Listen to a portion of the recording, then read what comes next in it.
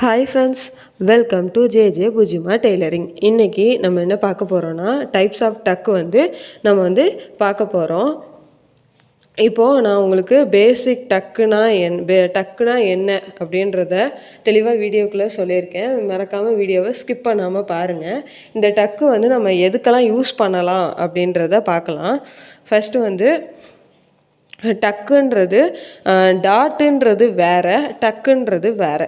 First டாட்னால் நம்ம blouse சுடிதாரில் உள் சைடில் பிடிப்போம் இல்லையா, அதுதான் டாட்டு. டக்கு நம்ம வெளி சைடில் பிடிக்கிறது தான் டக்கு. இதை முதல்ல நல்லா நோட் பண்ணிக்கோங்க. இப்போது நான் இதோட பெனிஃபிட் என்னன்னு சொல்கிறேன்.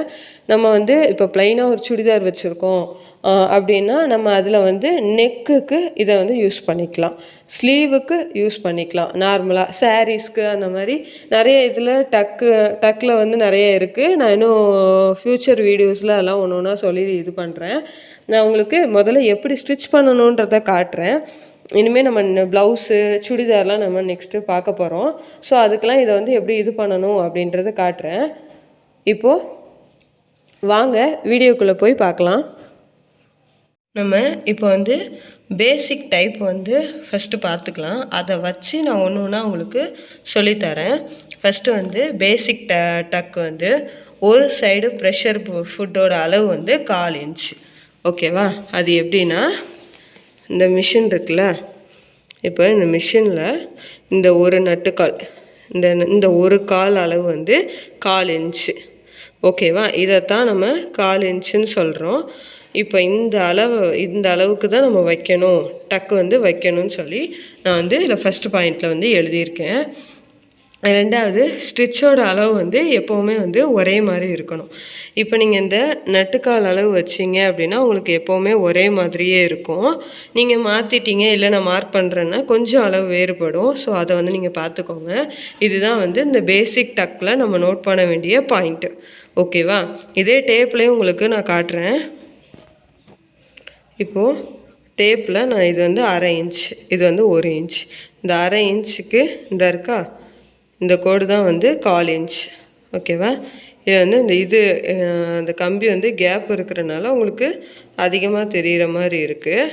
கரெக்டாக உங்களுக்கு காட்டுறேன். தெரியுதா உங்களுக்கு? அதாவது இந்த 1 பக்கத்தில் இருக்க கோடில் இருந்து இந்த ஒரு கோடு, அடுத்து 2வது கோடு, இந்த அளவு கரெக்டாக இருக்கா? இதுதான் 1/4 இன்ச். இது நம்ம 2ஆக மடிக்கிறப்போ இந்த ஒரு கேப்பு, இந்த 1 பக்கத்தில் இருக்க கேப் அளவுக்கு தான் நமக்கு அந்த டக்கு கிடைக்கும். ஓகேவா? இப்போது நம்ம துணி எவ்வளோ எடுக்கணும் அப்படின்றத பார்க்கலாம். இது இந்த துணி அளவு டக்ஸில் எல்லா டைப் ஆஃப் டக்குக்கும் இது பொருந்தும். அதனால் இதை நல்லா நோட் பண்ணிக்கோங்க. துணியோட அளவு இப்போ நம்ம 1/4 இன்ச்சுக்கு, நல்லா நோட் பண்ணிக்கோங்க, 1/4 இன்ச்சுக்கு நம்ம டக்கு வைக்கணும்னா அதுக்கு நம்ம ஒரு எக்ஸாம்பிள் இப்போ பார்க்கலாம். 1/4 இன்ச்சு சரியா? 10 இன்ச்சுக்கு நான் துணி அளவு வச்சுருக்கேன். எனக்கு தேவை 10 இன்ச்சுக்கு துணி அளவு. இது ஒரு எக்ஸாம்பிள் தான். 10 இன்ச் அளவுக்கு உயரம் எடுத்துக்கோங்க. உயரம் எவ்வளோனாலும் ஓகே. அகலம் 10 இன்ச்சுக்கு நம்ம எடுத்துருக்கோம் துணி. நமக்கு இப்போ 8 டக்கு வேணும். 8 டக்கு தான் வைக்கணும்னு இல்லை, 8 டக்கு நான் எக்ஸாம்பிளுக்கு தான் போட்டிருக்கேன். சரியா? 8 டக்கு வைக்கணும்னா 8 டக்கு வைக்கணும்னா இந்த 1/4 இன்ச்சில் நம்ம 8 டக்கு வைக்க போகிறோம். சரியா? அப்போது 8 இன்ச், 8 இன்ட்டு 0.5, 0.5நாலும் 1/4நாலும் 1 தான். சரியா? இது இது 1/4 இன்ச்சு, இதுவும் 1/4 இன்ச்சு தான். அவ்வளோதான். இந்த 8 0.5ஆல் நம்ம பெருக்கணும் அப்படின்னா நமக்கு 4 இன்ச்சு கிடைக்கும். சரியா? 8 டக்கு வைக்கிறதோட அளவு நமக்கு 4 இன்ச்சு. அப்போ துணியோட அளவு நம்ம எவ்வளோ எடுக்கணும்? ஆல்ரெடி 10 இன்ச்சுக்கு நமக்கு துணி அளவு இருக்குது, துணி அளவு வேணும்.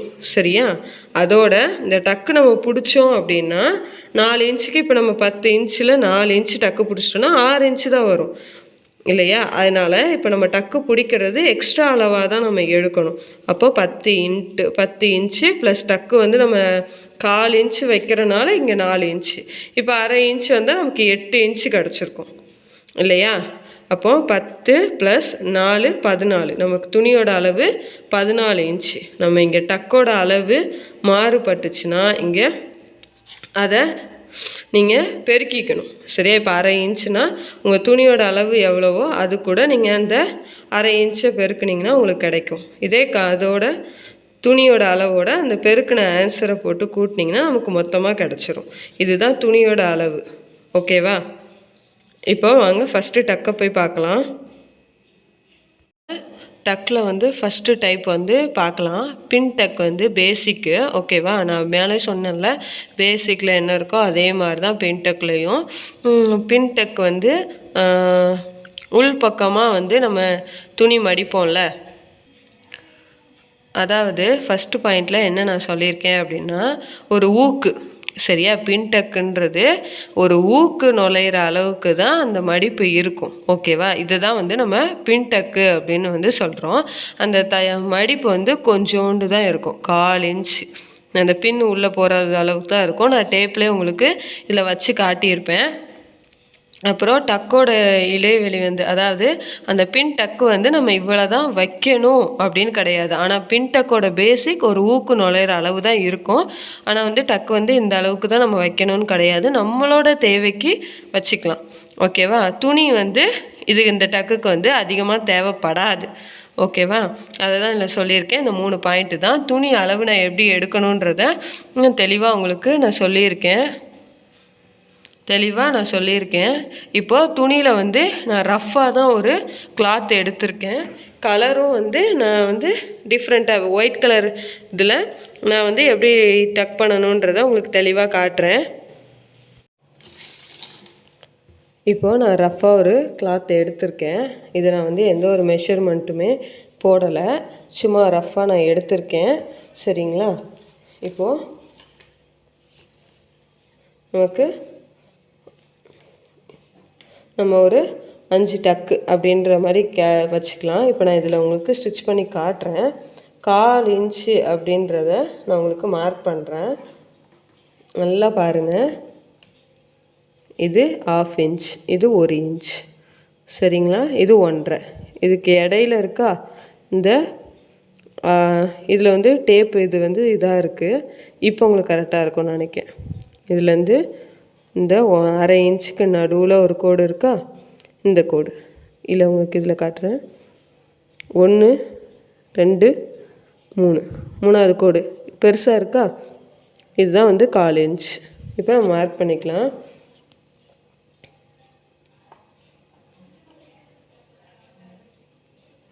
ஃபஸ்ட்டு எப்போவுமே ஒரு 1 இன்ச் வந்து விட்டுருங்க தையலுக்காண்டி. அடுத்தது ஒரு 1/4 இன்ச், மறுபடியும் ஒரு 1/4 இன்ச் பிடிச்சிட்டு மறுபடியும் நம்ம ஒரு 1 இன்ச் விட்டுக்கலாம். உங்களுக்கு நான் தெளிவாக காட்டுறதுக்காண்டி இப்படி நான் தைக்கிறேன். பக்கத்தில் போட்டாலும் ஒரு தப்பும் இல்லை. நீங்கள் இந்த பின் டக்குன்றது பேசிக். நீங்கள் வந்து நம்ம வந்து இப்போ அதை வந்து ஒரு நெக்கு மாடலுக்கு நான் சொன்னல ஆல்ரெடி, ஒரு நெக் மாடல் தைக்கணும்னா, அப்புறம் வந்து ஸ்லீவு, டாப்பு, குர்த்தி, அந்த மாதிரி நைட்டி, அந்த மாதிரி நம்மளோட இஷ்டம்தான். சரிங்களா? பேசிக் தெரிஞ்சால் போதும், நம்ம எதுலனாலும் யூஸ் பண்ணிக்கலாம். அடுத்தது மறுபடியும் ஒரு 1 இன்ச், அப்புறம் ஒரு 1/4 இன்ச். என்னடா இவ்வளோண்டில் எப்படி டக் வைக்க முடியும்னா, பின் டக்கு அப்படி தான், இப்படி கரெக்டாக உங்களுக்கு தெளிவாக தெரியணுன்றதுக்காண்டி நான் அந்த இப்படி ஒரு இன்ச்சு கேப் விட்டு நான் வந்து பண்ணுறேன். சரிங்களா?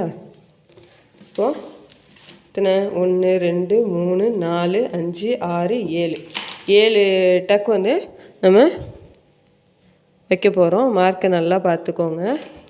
இப்போது இந்த 2 கோடு இருக்கா, இந்த 2 கோடையும் இப்படி வச்சுக்கணும். இந்த 2 கோடும் கரெக்டாக அப்படியே டச் ஆகணும். சரிங்களா? அதிலே ஸ்ட்ரெயிட்டாக ஒரு தையல் போட்டுக்கலாம்.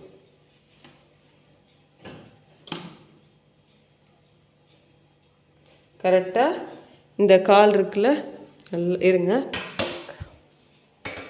தெரியுதா? இந்த காலோட அளவு தான் நான் இப்போ எடுத்திருக்கேன். இந்த ஒரு கால் நான் இதை காட்டினேன் ஃபஸ்ட்டு. இந்த ஒரு காலோட அளவு தான் நான் இப்போ எடுத்திருக்கேன். நான் ஸ்டிச் பண்ணிவிட்டு காட்டுறேன். இப்போது நம்ம மார்க் பண்ணியிருக்கோம்ல அந்த 1/4 இன்ச்சை நம்ம டபுளாக ஃபோல்ட் பண்ணி நான் வந்து இப்போ ஸ்ட்ரெயிட்டாக வந்து ஸ்டிச் பண்ணுறேன். நீங்கள் 1/4 இன்ச்சை கரெக்டாக ஃபோல்ட் பண்ணலை அப்படின்னா இந்த மாதிரி தான் இருக்கும். நான் வந்து கரெக்டாக வைக்காமல் போயிட்டேன். அதனால் எனக்கு டக்கு வந்து கொஞ்சம் பெருசாகிருச்சு. இதான் உங்களுக்கு தெரியுதா? இப்போ கரெக்டாக அந்த 2/4 இன்ச்சை வந்து நல்லா தெரியுதா? எக்ஸ்ட்ரா தள்ளி வச்சுட்டேன். ஸோ இப்போ நான் வந்து கரெக்டாக இது வந்து நான் ஒன்று உங்களுக்கு வேணும்னு தச்சு காட்டினேன் எப்படி இருக்குன்னு காட்டுறதுக்காண்டி. ஸோ இப்போ நம்ம கரெக்டாக நம்ம 1/4 இன்ச்சை நவிட்டிட்டோம் அப்படின்னாவே டக்கு பெருசாயிரும். பட் டக்கு பெருசாக வர்றது பிரச்சனை இல்லை, எல்லா டக்கும் ஒன்று போல் வரணும், அவ்வளோதான். இதே மாதிரி நம்ம வந்து ஸ்ட்ரைட்டாக வந்து தச்சுக்கிட்டே வரலாம். இந்த இது 1 இன்ச்சு கேப்பு அதெல்லாம் ஒன்றுமே கிடையாது. பக்கத்தில் நீங்கள் டக்கு வச்சாலும் பிரச்சனை இல்லை. ஆனால் நீங்கள் கன்ஃப்யூஷன் ஆகாமல் கரெக்டாக பொறுமையாக தைங்க. இந்த டக்கு வச்சு நம்ம ஸ்டிச் பண்ணுற டிசைன் வந்து சூப்பராக இருக்கும். இதை ஃபுல்லாக தைச்சிட்டு காட்டுறேன். இப்போது அவ்வளோதான், நம்ம வந்து பின் டக் வந்து ஸ்டிச் பண்ணி முடிச்சாச்சு. இதை நான் வந்து அழகாக உங்களுக்கு துணி எவ்வளோ வேணும் அப்படின்ற எல்லாமே தெளிவாக சொல்லியிருக்கேன். பாருங்கள், ஃபஸ்ட்டு இது நமக்கு கொஞ்சம் அளவு மாறினனால பெருசாக இருக்குது. அப்புறம் அப்படியே லைனாக பாருங்கள், அவ்வளோதான். இதுதான் வந்து பின் டக்கு. ஓகேவா? இது வந்து நம்ம சும்மா இப்போ நான் ரஃப்பாக போட்டனால உங்களுக்கு இப்படி இருக்குது. இது வந்து நீங்கள் துணியில் அந்த மாதிரி நிறையா நம்மளோட க்ரியேட்டிவிட்டி தான். நான் திரும்ப நிறையா வீடியோவில் சொல்லிட்டு வந்துகிட்ருக்கேன். நம்ம இந்த பின் டக் வந்து பேசிக். நான் இதை வந்து உங்களுக்கு நார்மலாக சொல்லி தந்துகிட்ருக்கேன். இதை நீங்கள் எப்படி துணியில் வந்து இது பண்ணுறீங்க அப்படின்றதுல தான் இருக்குது. நம்ம நார்மலாக ப்ளைனாக ஏதாவது சுடி இருந்தால் கூட அதுக்கும் நம்ம இந்த மாதிரி கொடுத்து நம்ம அட்ராக்டிவாக டிசைனராக தச்சிடலாம். அவ்வளோதான், இந்த வீடியோ வந்து நான் முடிச்சிட்டேன். நான் வந்து ஏன் ஒன்று ஒன்றா சொல்கிறேன் அப்படின்னா தெளிவாக அப்போ தான் உங்களுக்கு புரியும். இதில் ஏதாவது டவுட் இருந்தால் கமெண்டில் கேளுங்க. இந்த வீடியோ உங்களுக்கு பிடிச்சிருந்துச்சுன்னா லைக் பண்ணுங்கள், ஷேர் பண்ணுங்கள், கமெண்ட் பண்ணுங்கள். மறக்காமல் ஜே புஜ்ஜிமா டெய்லரிங்கை சப்ஸ்கிரைப் பண்ணுங்கள். தேங்க்யூ.